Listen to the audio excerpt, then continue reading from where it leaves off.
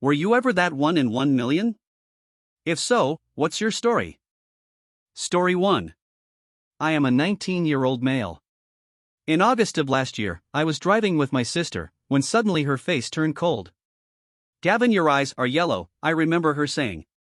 I quickly pulled down the passenger's mirror, and to my horror, 2 yellow eyes radiated back at me. Fast forward, I spent a month being sick. The initial diagnosis was hepatitis A.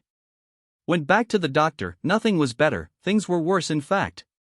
Was sent to the ER, then to the liver transplant unit at UCSF. By this point my eyes had turned muddy orange, and my pee was the color of a mahogany tree. Anyways, the team of liver doctors at UCSF managed to save my liver. I was diagnosed with autoimmune hepatitis. Oh, and my eyes are white again. Story 2. Not me, my wife. We lived in Jacksonville, Florida. She rarely gets sick, but has mild insomnia. Around Wednesday, she had a low fever, and complained of aches and sweats at night and trouble sleeping. That weekend she wanted to see the doctor. I told her she probably had the flu, just wasn't used to the aches, and she always has trouble sleeping, but if she was still feeling bad Sunday we'd go to a clinic. Saturday night she couldn't sleep, so we made an appointment for Sunday afternoon. But on our way there, sure enough, she's feeling better. Doctor checks her out, she's feeling fine now, no fever. He says she probably had meningitis but is recovering. I'm due to go on a business trip to California the next day, Monday, and ask him if he thinks it's fine that I go. He says, yeah, no problem. That evening, my wife is eating and laughing and all is good. Monday morning I leave early. That afternoon, my neighbor calls and lets me know my wife was wandering in the street in a delirium. My wife didn't know where she was, so the neighbor drove her to the ER. I booked a flight home that night. The hospital checks her out. She has a fever, her blood cell count is in the basement, and she is completely out of it mentally. They're not sure what's wrong, and a bunch of specialists start descending on her. I have to fill out a bunch of paperwork on her medical history, where we've been, etc. They think maybe it's some weird autoimmune disorder. Not good. She gets a bunch of transfusions and puts on a cocktail of meds while they figure it out. Third day in the hospital, the infectious disease guy comes in. Blood parasite. Maybe tick-borne, she'd been to the Midwest recently, coulda caught it if she went walking in the woods or a park. Next day he comes in. Figured out the parasite. Why didn't you tell me she left the country? Huh? She hasn't. Well, she has malaria. Malaria? I thought you couldn't get that in the US. You can't, you need to go home and bring me her passport. What the hell? I retrieved her passport. CDC comes, does a whole case study on her, which they wouldn't release to us. Mosquito traps are set up around the neighborhood, mysterious vans start driving by spewing clouds of stuff. My wife stays in the ICU for a week, but recovers just fine. If you look at the 2010 CDC infectious disease report, you'll see a discussion of malaria, and how the XX number of cases all are related to people recently returned from endemic areas, except for one woman in Duval County, Florida, who received it from a cryptic vector.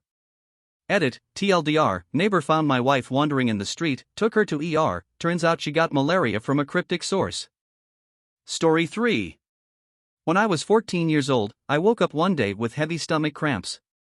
We called the hospital and they told us that I probably have a stomach flu and should go to the doctor next morning. After one of the worst nights ever, vomiting and sleeping next to the toilet, we went to the doctor. I had a fever of 40 degrees Celsius and was aching a lot. The doctor told me I had to go to the ER and have it checked out because she thought my appendix was inflamed and causing the pain. We went to the ER and I stayed in the hospital for about 2 weeks, but they couldn't find anything. They treated me with broad-range antibiotics, and after 2 weeks I was feeling a bit better and they told me to go home and recover. The night I got back from the hospital I went to bed and started hallucinating that I lived in a retirement home and that pirates were coming to steal our food. So I was flailing around trying to fend off pirates when my mother came in and asked what all the fuss was about. I told her what was going on and she looked at me like I had summoned a devil. She took my temperature and she instantly took me to the ER again. I had a 41 degrees Celsius fever. When we went back to the hospital I got treated immediately for inflammation and they did a wide range of tests again. They saw that something in my body was inflamed, but they couldn't find it. I stayed in the hospital for about 2 more weeks when they finally found what was going on. My appendix was inflamed and burst the night I was having hallucinations, but on all the scans they couldn't see my appendix.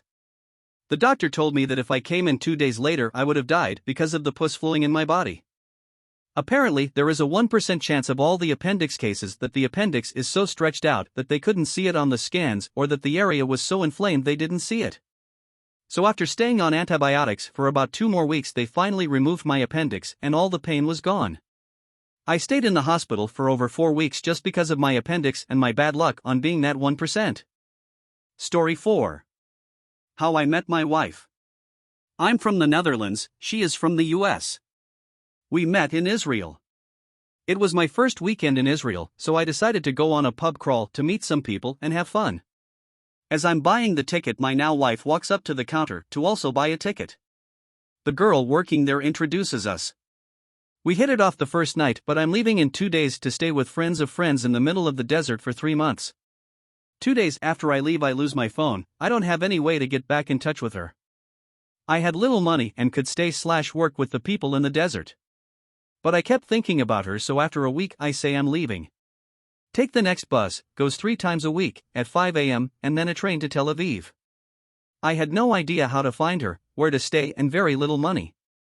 I email a couple hostels to find a work/stay agreement. Those jobs are very popular and usually planned months in advance. I get an email back when I arrive in Tel Aviv. I can come in for an interview because they have a spot. This is already ridiculously lucky. Right after the interview and dropping of my belongings, I went back to the first hostel to see if they would give me information. They wouldn't give me anything. Now I'm at a loss. Tel Aviv is a city of more than 500,000 people. I don't know anyone and have little more than the clothes on my back. Kind of defeated, I start wandering around/exploring the city. After a couple hours I get hungry and decide to treat myself to a restaurant. I'm well out of the tourist area and find a place that's almost empty and rather cheap. I sit down, order a drink and something to eat. As I get my food I see my now wife walking past the restaurant. She sees me, I see her. I'm literally dumbstruck and just kind of grin and wave. Remember how I lost my phone? She didn't know that and just thought I ignored her. She waves and keeps walking.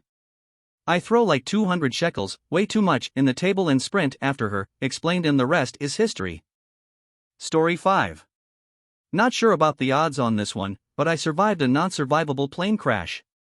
I was on an old Patu, famous for being very safe and uncrushable, on a tour of the desert in western China when I was like 7. My father's friend who hosted me and piloted the plane didn't survive, but somehow I got out with a concussion and apparently passed out for almost a day in the middle of the desert, in the wreckage of the crash, 50 kilometers from the town/airport, on the edge of the desert.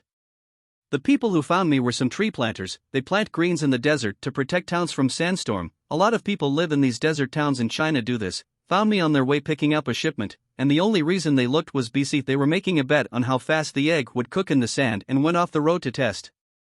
Edit, first thing first, according to legends, 15 minutes, I never tested it though. So, according to my dads, the theory that I might have lived was because the plane was mostly made out of fabrics and wood. So when the plane crashed, the front half collapsed and took the majority of the impact. Though I got knocked out, I was probably covered under the wreckage and in the shades. It cooled me off enough to survive for a day or so. Story 6. I was struck by lightning while talking on a landline. This was in the early 90s. Lightning struck the telephone line and traveled through the handset to my ear. My parents drove me to the ER. I couldn't talk very well. My brain knew what I wanted to say, but my mouth didn't want to say it. I had a terrible stutter. My doctor told me that I had had a dose of good, old-fashioned electroshock therapy. My speech was normal the next day, but I get a terrible headache whenever a thunderstorm comes through. Story 7. I slept wrong one night and pinched a nerve in my neck so severely I lost the right side of my body. It just went silent like it wasn't there for months. I woke up in the worst pain I've ever experienced and couldn't talk, move, or do anything. The ER doctor thought I was having a stroke. My doctor had never seen a case as severe as mine, and it was purely a freak accident. Recovery took months, but I have use of my leg and hand again, with some numbness. Other than pain and spasms, I'm mostly back to normal. Story 8. I was so freakishly allergic to ant and bee venom as a child that a single sting from a single little common black ant put me into anaphylactic shock. When my allergist was preparing to start immunotherapy for me, he found that the in-office lab equipment wasn't sensitive enough to measure the infinitesimally small amount of allergen with which to start my titration, so he had to send a sample of my blood to Johns Hopkins so that their lab could determine how much to give me. I did immunotherapy for several years to reach an immune response level at which it would be safe for me to basically exist in a non-frozen climate. Good news, though, I'm good now. I've had a few run-ins with ants and wasps since my immunotherapy and my body didn't freak out and shut down, and research indicates that if it hasn't done that after this long, I'm probably safe for, maybe forever? I don't have EpiPens and I'm not overly afraid of ants or bees. Edit, overnight response. Thanks for the silver. To answer a few questions. I live in Florida. I am not outdoorsy, but stinging things are everywhere. It is, in fact, the Australia of North America. No, my parents would not move me to the frozen tundra to be a nomadic reindeer herder at my behest. Little black ants do, in fact, sting. Several Lasius subspecies have stingers and venom. When an ant bites you, that's using their mandibles and does not deliver venom. When an ant stings you, that's using their bud needle and delivers the pain juice. Most ants do one or the other. Fire ants do both at the same time. I did some research a while back and found an academic paper that indicated that if I haven't had a reaction after this many years, the likelihood that I ever would again is vanishingly rare. I wish I could find it again right now, but I am already late getting ready for work, so if I find it later I will post it. I feel completely safe having a cell phone instead of an EpiPen. Welcome to the end of another Thread Tales episode. Join us again for more Ask Reddit stories that bring us closer through shared experiences.